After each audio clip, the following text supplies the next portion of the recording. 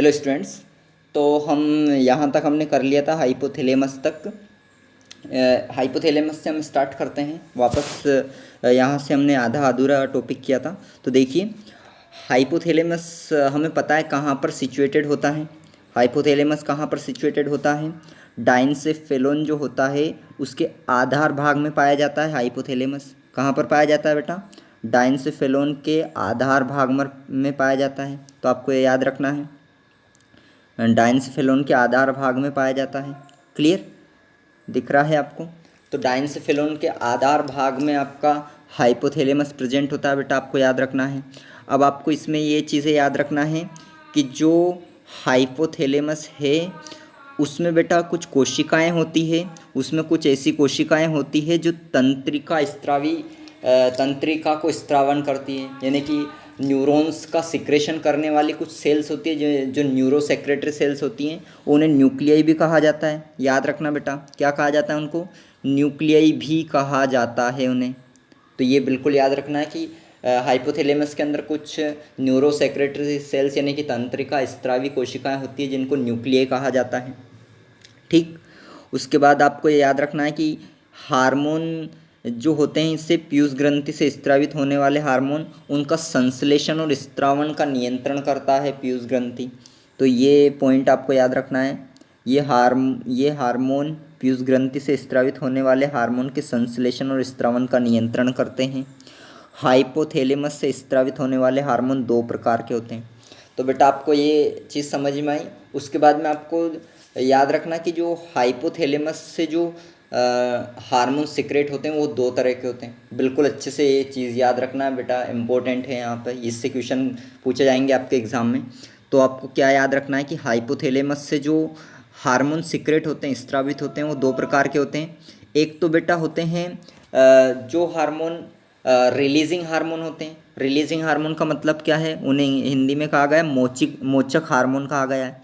मोचक hormone यानी कि जो रिलीजिंग होते हैं, जो स्त्रावन को प्रेरित करने वाले हार्मोन होते हैं। याद रखना, जो स्त्रावन को प्रेरित करते हैं उन्हें रिलीजिंग हार्मोन कहा जाता है, और जो स्त्रावन को रोकने का काम करते हैं उन्हें इनहिबिटिंग हार्मोन कहा जाता है। क्लियर बेटा? तो हम अगर रिलीजिंग हार्मोन की बात करें तो कैसे रिलीज होंगे ये आपको समझ लेना है। रिलीजिंग कैसे होंगे? तो रिलीज में आपको याद रखना है कि वो डायरेक्ट क्या करेंगे? हाइपोथैलेमस से जैसे हम किसी एक हार्मोन का एग्जांपल देख लेते हैं। यहाँ पर शायद एनसीईआरटी ने भी दिया है बेटा। हाँ दिया है, उदाहरण दिया हुआ है, तो इसको ही हम देख लेते हैं। ये उदाहरण दिया हुआ है, इसमें देखो हाइपोथैलेमस से निकलने वाला गोनेडोट्रोपिन मुक्तहारी हार्मोन के स्त्रावन पीयूष ग्रंथि से गोनाडोट्रोपिन हार्मोन के संश्लेषण एवं स्त्रावन को प्रेरित करता है। तो याद रखना, हम रिलीजिंग हार्मोन की अगर एग्जांपल देखें तो जैसे हाइपोथैलेमस है, वो क्या करेगा बेटा? वो रिलीज़ करेगा गोनेडोट्रोपिन रिलीजिंग हार्मोन को, GnRH जिसे कहा जाता है गोनेडोट्रोपिन रिलीजिंग हार्मोन को रिलीज़ करेगा। उससे क्या होगा बेटा? जो पीयूष ग्रंथि है वो उत्तेजित हो जाएगा, और पीयूष ग्रंथि के उत्तेजित होने के कारण वो क्या करने लग जाएगा? इसका सिंथेसिस, इसका संश्लेषण को बढ़ा देगा, और उसको गोनेडोट्रोपिन हार्मोन जो होते हैं उनको रिलीज़ कर देगा बेटा। क्लियर? तो आपको ये याद रखना है। ट्रोपिन रिलीजिंग हार्मोन के अंदर कौन आते हैं बेटा? गोनाड्स के हार्मोन। और गोनाड्स के कौन हार्मोन है बेटा? जैसे फीमेल की हम बात करें तो फीमेल और मेल में दोनों में कौन से होते हैं? फॉलिकल स्टिमुलेटिंग हार्मोन FSH और LH, इन्हें गोनेडोट्रोपिन कहा जाता है। क्लियर? वहीं अगर हम एक और एग्जाम्पल अगर देखें इनहिबिटिंग हार्मोन का देखें, ये क्या हुआ था बेटा? उसने स्त्रावन को बढ़ावा दिया था, और इसमें क्या होगा? इसमें इनहिबिशन करेगा। किसी भी हार्मोन का अगर स्त्रावन हो रहा है तो उसको रोकने का काम करते हैं यहाँ पे। तो वहीं दूसरी ओर हाइपोथैलेमस से स्त्रावित सोमेटोस्टेटिन हार्मोन पीयूष ग्रंथि से वृद्धि हार्मोन के स्त्रावन का रोधक है। तो ये आपको याद रखना, अगर जब भी ग्रोथ हार्मोन यानी कि वृद्धि हार्मोन की अगर लेवल बढ़ रहा है, और वृद्धि हार्मोन कहाँ से सिक्रेट होता है बेटा? वो भी यहीं से होता है, पीयूष ग्रंथि मतलब अग्र पीयूष ग्रंथि से सिक्रेट होता है। तो अगर उसका लेवल बढ़ रहा है वृद्धि हार्मोन का, तो उस समय सोमेटोस्टेटिन हार्मोन निकलता है बेटा। क्लियर? तो ये आपको याद रखना है। तो ये दोनों हार्मोन एक दूसरे के विपरीत हार्मोन होते हैं। कौन कौन से? सोमेटोस्टेटिन और वृद्धि हार्मोन, याद रखना। उसके बाद में आपको अगली चीज़ याद रखना है। अब आपको जो इम्पोर्टेंट चीज़ है वो ध्यान देना है कि हाइपोथैलेमस में जो हार्मोन होते हैं वो पीयूष ग्रंथि से दो प्रकार से पहुँचते हैं। हाइपोथैलेमस के जो हार्मोन्स होते हैं वो पीयूष ग्रंथि में दो प्रकार से कनेक्शन होता है, तो आपको ये बहुत अच्छे से याद रखना है। ये हार्मोन हाइपोथैलेमस से प्रारंभ होकर, ये दिख रहा है बेटा, ये हार्मोन हाइपोथैलेमस से प्रारंभ होकर तंत्रिकाक्ष होते हुए तंत्रिका सिरों तक मुक्त कर दिए जाते हैं। तो याद रखना, इसमें आपको याद क्या करना है वो चीज़ याद रखना है कि जो आपका हाइपोथैलेमस होता है, हाइपोथैलेमस में अगर हम पोस्टीरियर की बात करें, यानी कि पोस्टीरियर पीयूष ग्रंथि का कनेक्शन की अगर हम बात करते हैं, हाइपोथैलेमस का अगर पोस्टीरियर पीयूष ग्रंथि से कनेक्शन की हम बात करें तो वो कैसे होता है बेटा? वो नर्वस सिस्टम, न्यूरल रेगुलेशन के द्वारा होता है। और अगर हम बात करें अग्र पीयूष ग्रंथि की, यानी कि एंटेरियर पिट्यूटरी की अगर हम बात करें, तो उसमें बेटा ये कनेक्शन जो होता है ये होता है सर्कुलेटरी सिस्टम के द्वारा। सर्कुलेटरी सिस्टम का मतलब क्या है?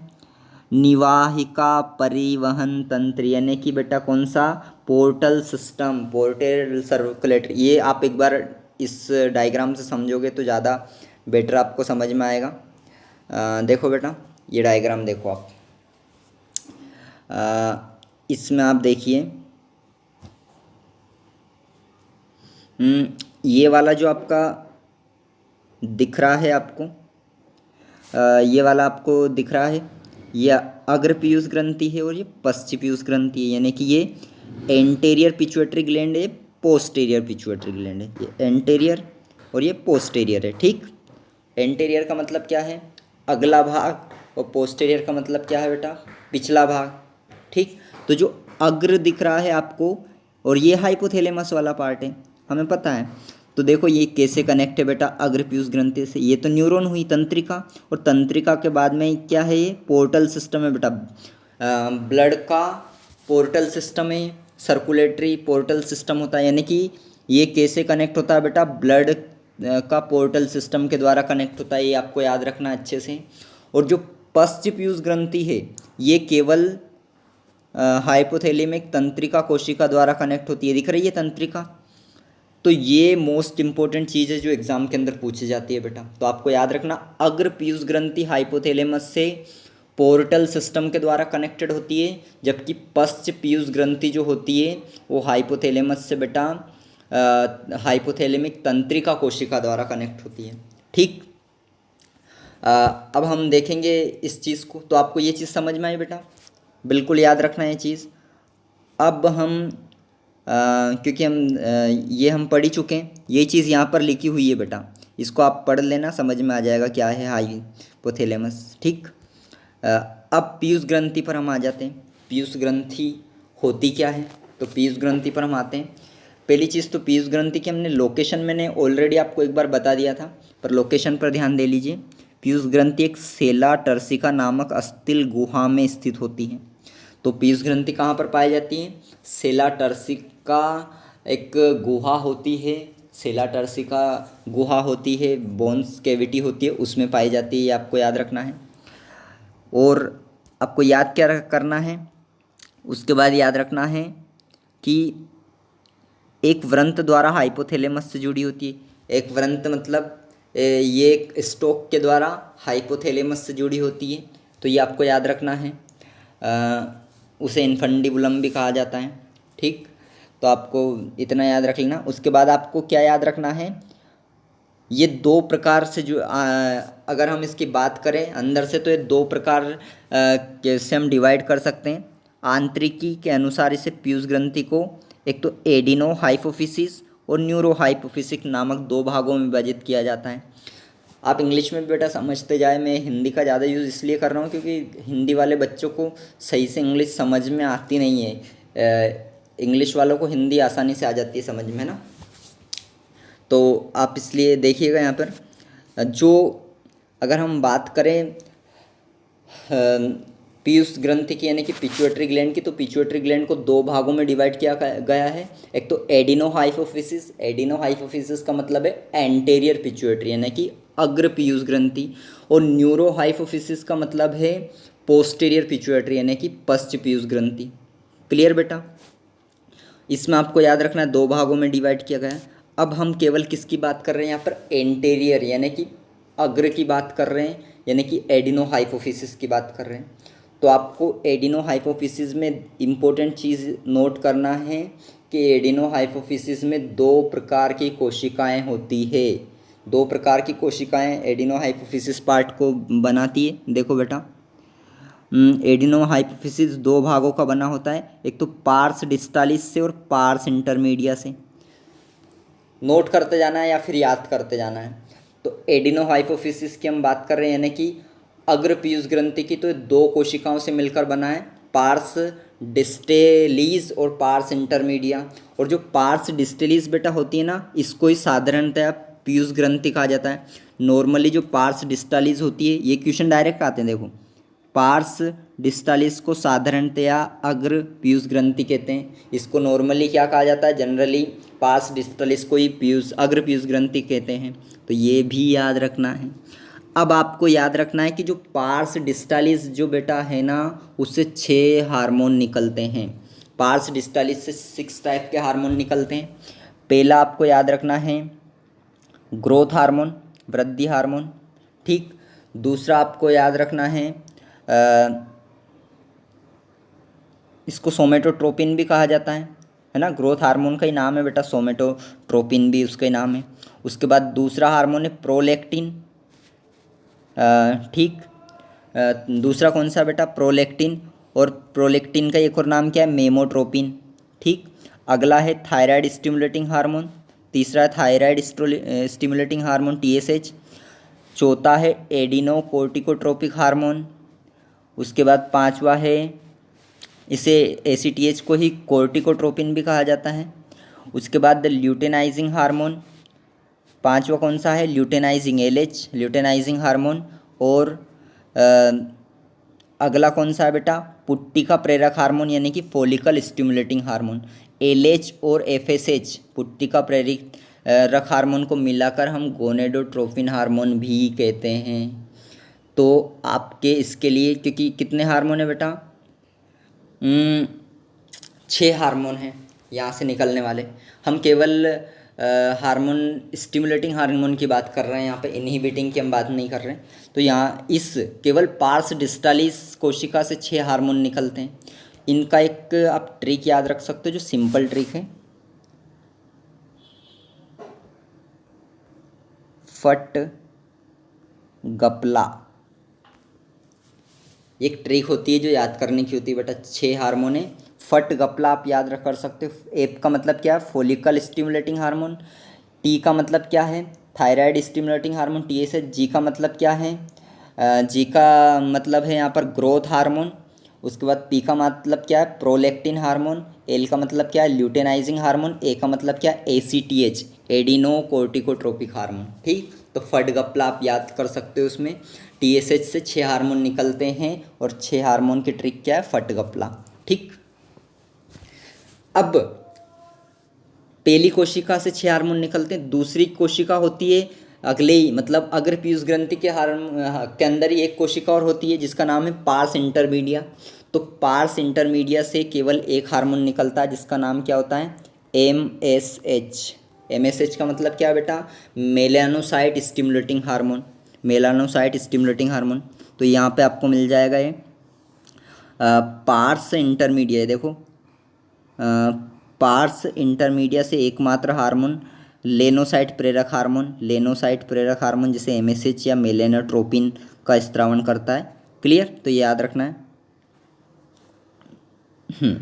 और एक और चीज़ क्या दे रखी है, यद्यपि मानव में पार्स इंटरमीडिया पार्स डिस्टलीज में लगभग जुड़ा होता है। तो ये आपको याद रखना है, मानव की हम बात कर रहे हैं, ह्यूमन की, तो इनमें लगभग बिल्कुल एक जैसे जुड़े होते हैं। तो पता नहीं चलता है कि कौन सी पार्स इंटरमीडिया और कौन सा पार्स डिस्टालीज है। क्लियर? ये चीज़ आप इंग्लिश में यहाँ पर देख लेना बेटा, इंग्लिश वाले भी।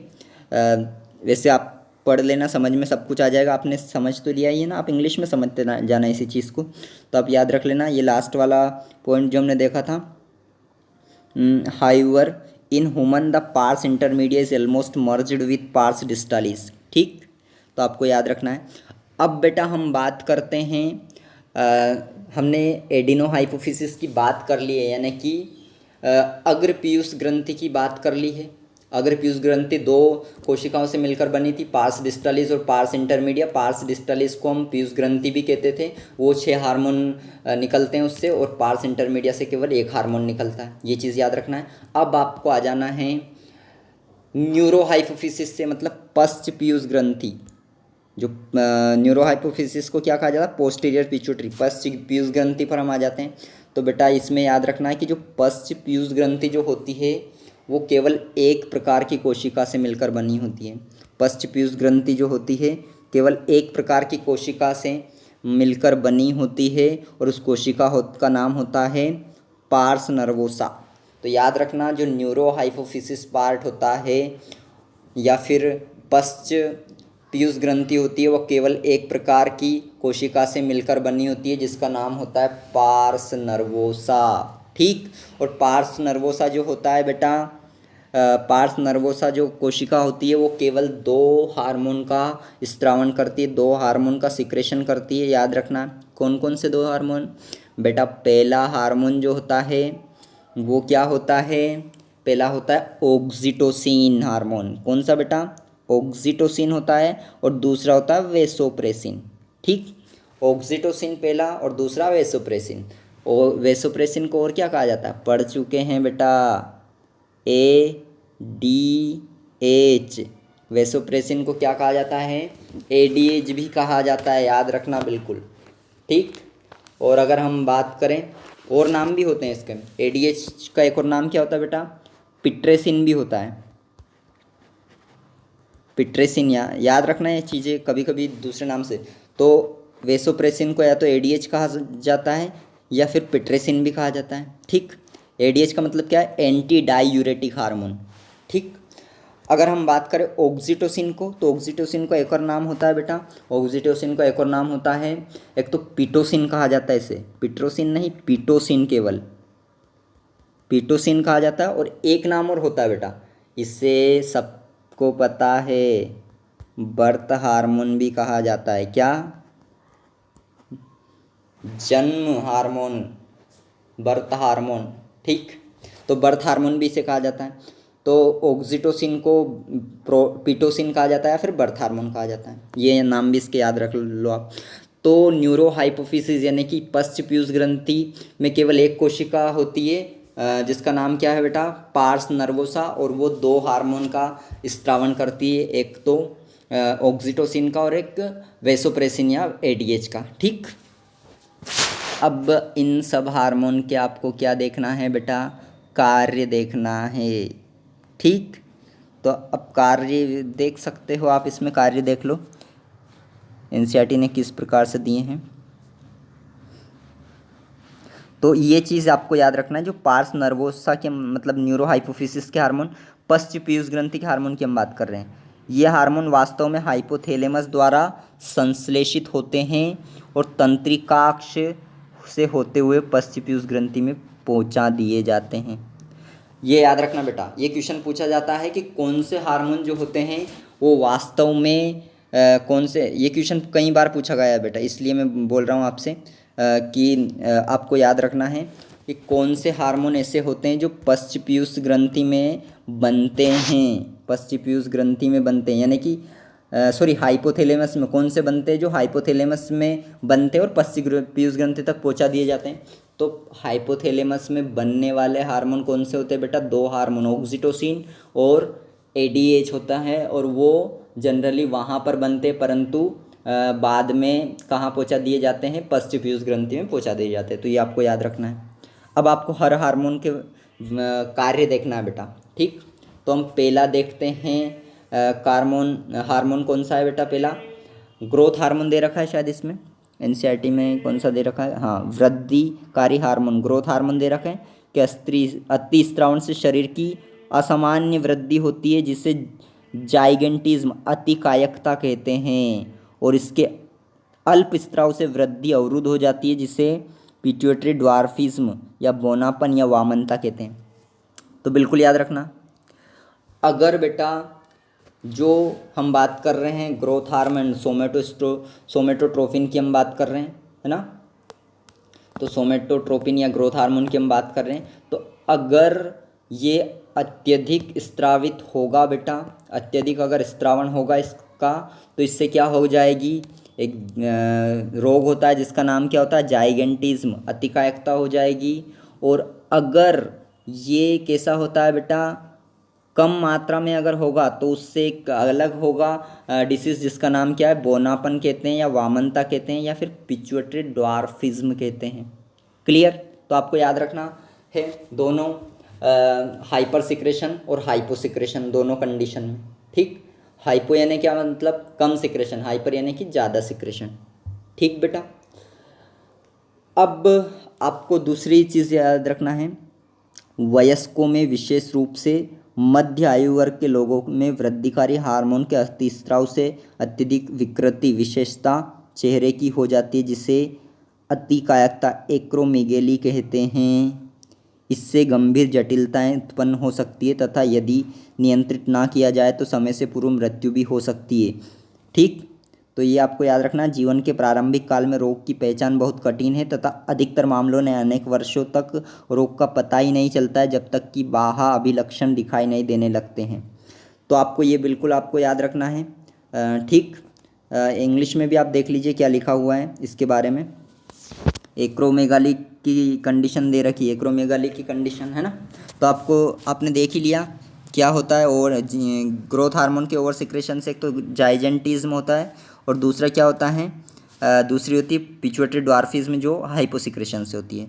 अब एक्सेस सिक्रेशन ग्रोथ, अगर एडल्ट की हम बात करें, एडल्ट में अगर ग्रोथ हार्मोन बहुत ज़्यादा मात्रा में अगर निकलने लग गया ना बेटा, स्पेशली मिडिल एज की हम बात कर रहे हैं, तो उससे क्या हो जाएगा, एक बहुत बड़ा डिसीज़ का नाम होता है एक्रोमेगाली। इसमें बहुत बड़े बड़े हाथ दिखाई देते हैं, बिल्कुल आदि मानव जैसा दिखाने देने लग जाता है इंसान, तो इसे क्या कहा जाता है, एक्रोमेगाली होता है।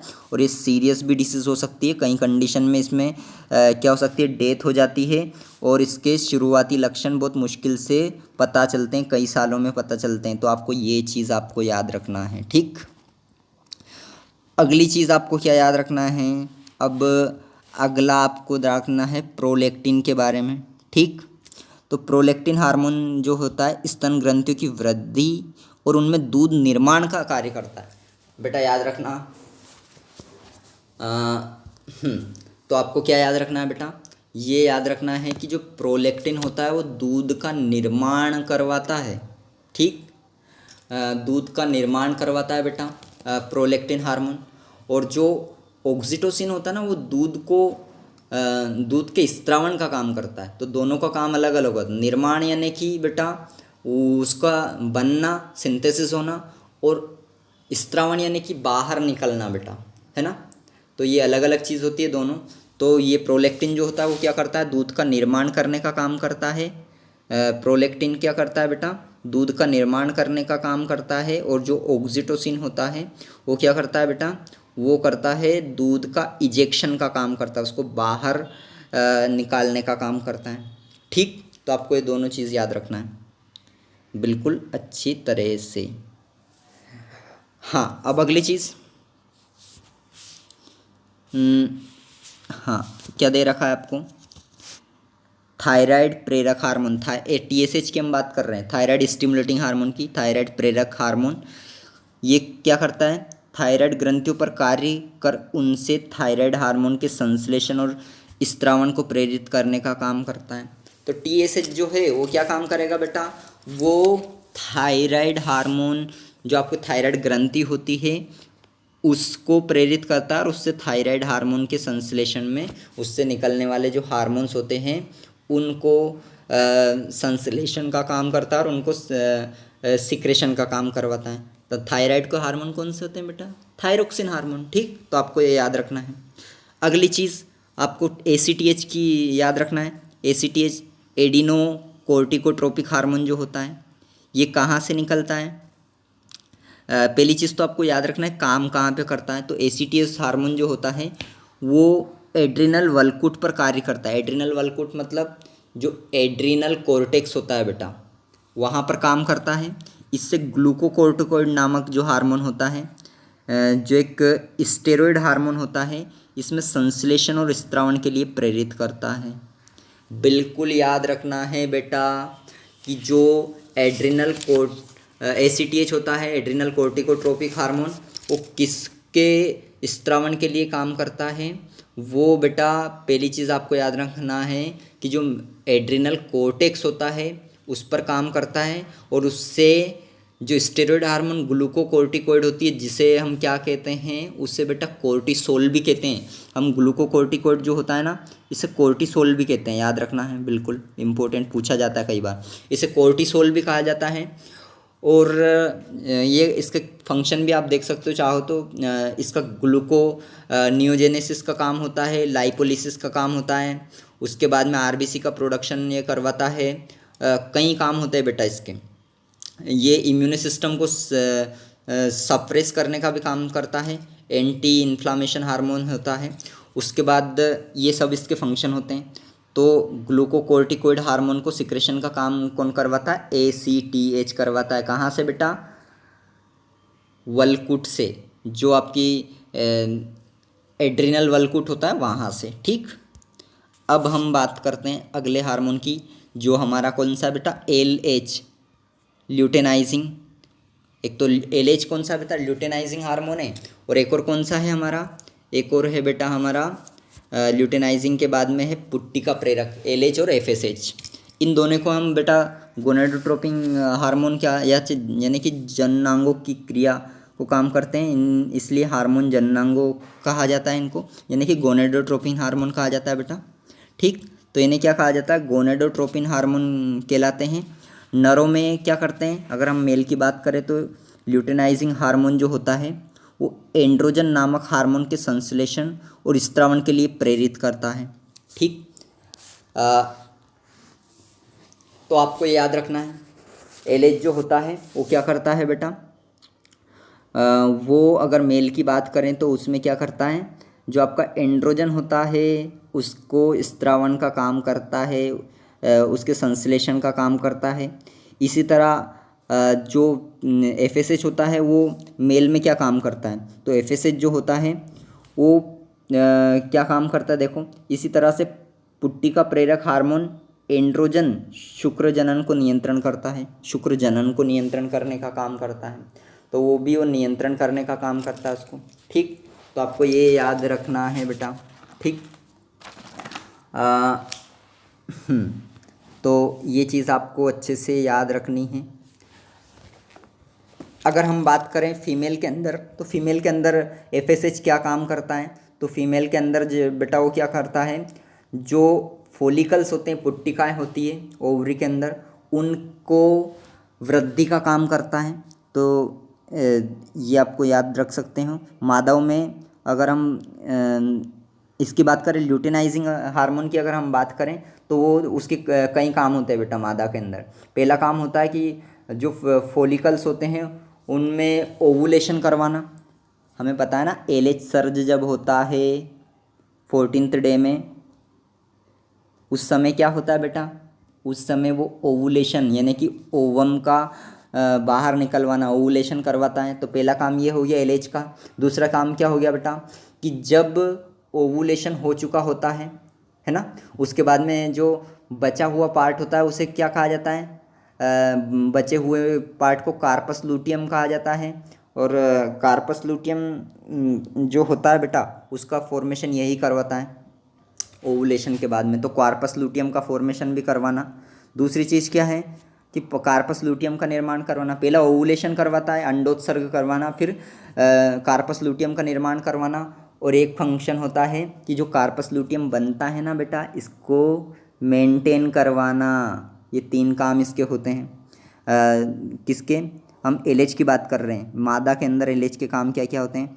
तो पहला देखिए, ग्राफियन पुट्टिकाएँ जो हैं उनसे अंडोत्सर्ग को प्रेरित करना, ग्राफियन पुट्टिकाओं के बीच में कार्पस लूटियम को बनाता है और फिर मादाओं में अंडाशयी पुट्टिकाओं की वृद्धि और परिवर्धन को प्रेरित करता है। ठीक, वैसे अगर हम एलएच की बात करें, एलएच का क्या काम, सॉरी एफएसएच का क्या काम है फीमेल के अंदर बेटा?